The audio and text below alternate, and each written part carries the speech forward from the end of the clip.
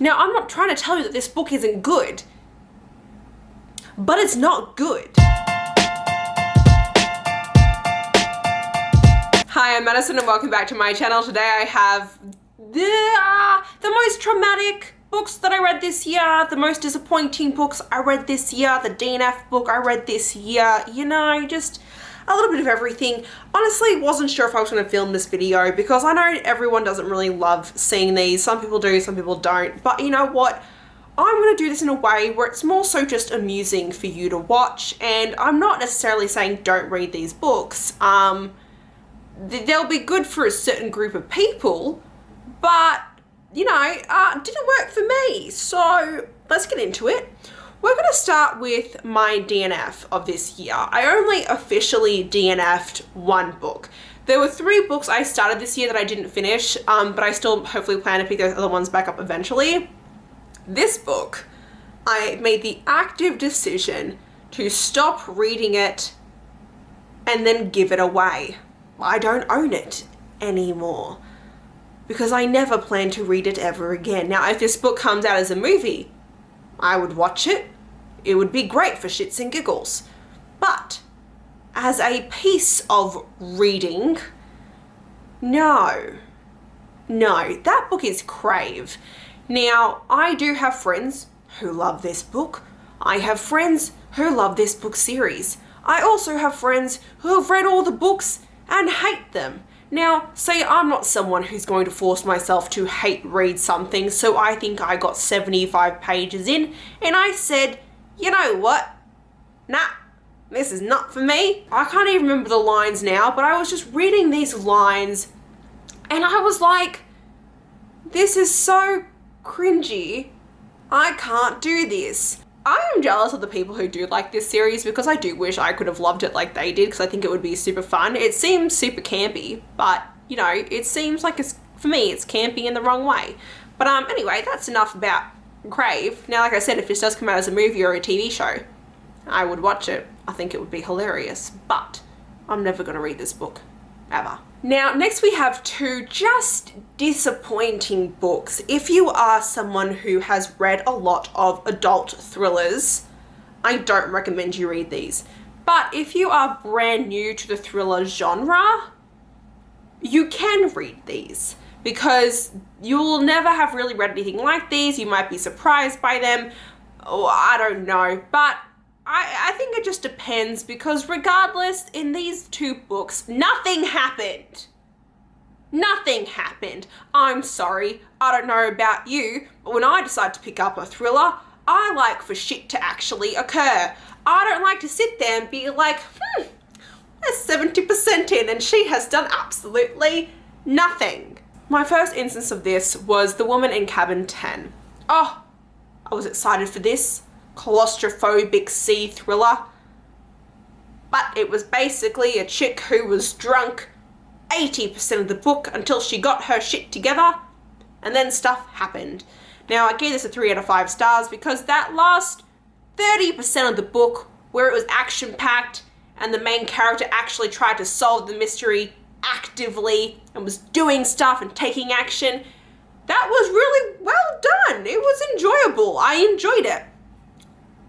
But the 70% that happened before then, it was just a filler. It was a woman thinking she was going crazy about seeing someone thrown overboard and then drinking herself into oblivion. And I don't know about you, but that's just not my cup of tea. Now, on the same note as that, we have The Death of Mrs Westaway. Now, I wanted to read Ruth Ware, and I was like, well, everyone says this is a classic Ruth Ware, so let's start there. No. This one, literally nothing happened. Nothing happened. I figured out the plot twist, like, instantly. The second the character, something happened, I go, but it's that person. And they tried to like cover it up with like band-aids to be like, nah, JK, it's actually this person, or maybe it's this person. And I will admit at one point I did kind of get a little bit fooled. I was like, oh, maybe it is someone else. But then the ending came and I go, no, I was right the entire time. That's great. cool beans, totally worth my time right there. But yeah, those are my two thriller flops. Yeah, my two thriller flops for this year. Those were just disappointing. Next we have, how do I put this? The most traumatic book I have read in my entire life. This book changed me in ways I never wanted, and the impact it had on me was, not great. So that book would be Jack. This is a jack-o'-lantern erotica novel. It's like 42 pages. It's on Kindle Unlimited.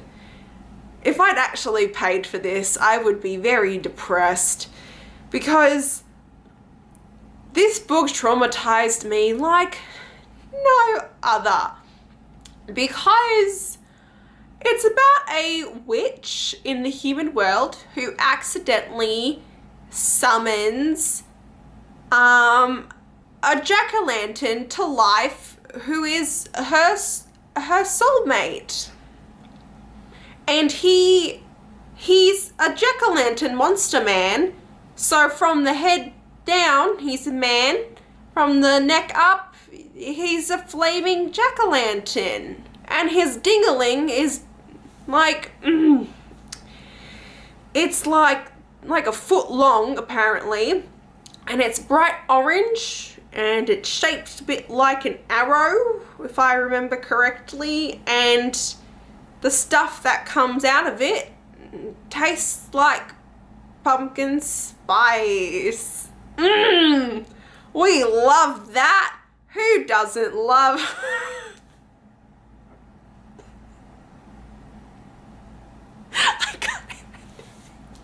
Oh, that wasn't even part. Oh my god, they also had pumpkin spice flavored lube too. And you know, there was all this other stuff that happened, and then there was the ending. The ending was the worst part. Now, I don't want to spoil it, but I'm gonna spoil it because it's 42 pages, and I don't recommend you go read this because you will cry.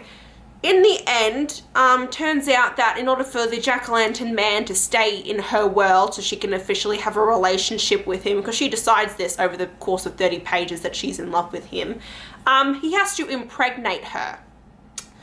So that happens. She's like, fill me up and give me a half human, half jack-o'-lantern child. That sounds great. Imagine trying to push a jack-o'-lantern out of your hoo-ha. That doesn't sound great to me.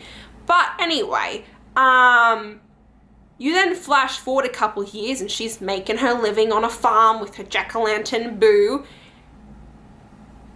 And she makes a living by selling pumpkin spice syrup.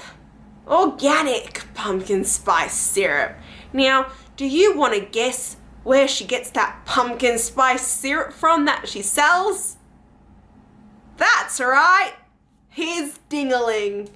The most organic you can get.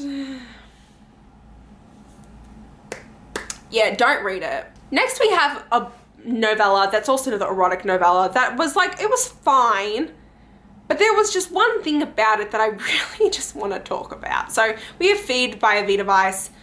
Now this is one that had a lot of potential in it. The only thing is this is the point where I learned there are some monsters that just go a little bit too far for my tastes. And if you're wondering what creature is a bit too far for my tastes, it's a moth fairy. Now you're probably thinking, Madison, what's a moth fairy? Well, it basically sounds like a freaking Mothman. Ain't no fairy, that's for sure. I don't know why they call him that. He is a fuzzy man. I'm going to repeat that. He is fuzzy. He is covered in fur. And he has wings that are like a moth. And he has antennae. Okay? Yeah. So that's as it is. It was a bit weird that he was fur covered, but you know, I forgot that over the course of the novella, so it didn't bother me that much. Now, while I was able to overlook the fuzzy body, I was not able to overlook his tongue, which unfurled to a length so long that during sexy times, he wrapped it around her throat. In I go. That doesn't do it for me. Thought of someone's tongue wrapping itself around my throat a couple of times, just, you know, that's not a panty disappearing kind of situation. That's more of a, I'm gonna go lock myself in the bathroom until he leaves situation. So yeah.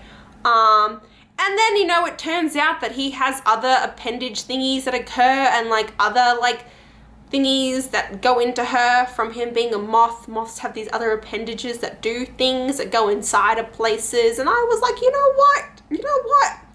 I found my line and this book crossed it. So there are people who love this, kudos to you, but I've learnt that there's a fine line.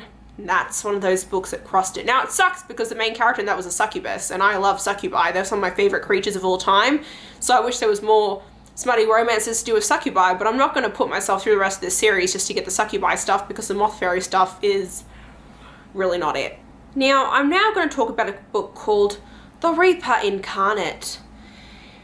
So this started off, yeah, did it start off promising?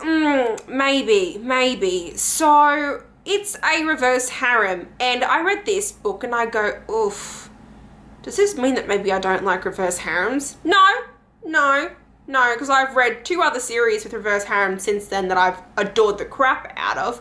No, it's just this one.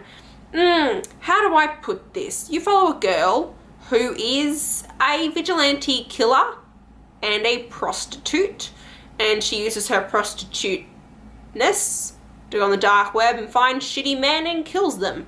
That's great. Kudos to you, babe. Love that for you, even though you know you like to take the brain matter of your victims and their blood and draw a little scythe in it, because her logo as a calling card as a vigilante killer is the Reaper. While that was a bit much, I mean, you know, you do you. I don't really mind. It just, I was not expecting that on the second page, but, you know, it's chill. That stuff doesn't bother me. No, that wasn't the problem. The problem was the reverse harem. I hated them all.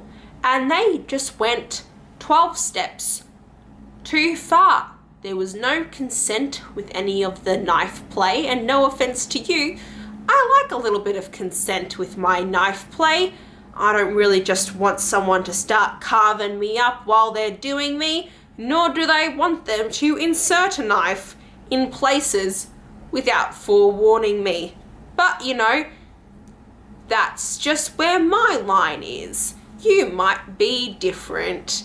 At the same time, there was just too much bloodlust within the sexy times that just went a little bit sociopathic at times.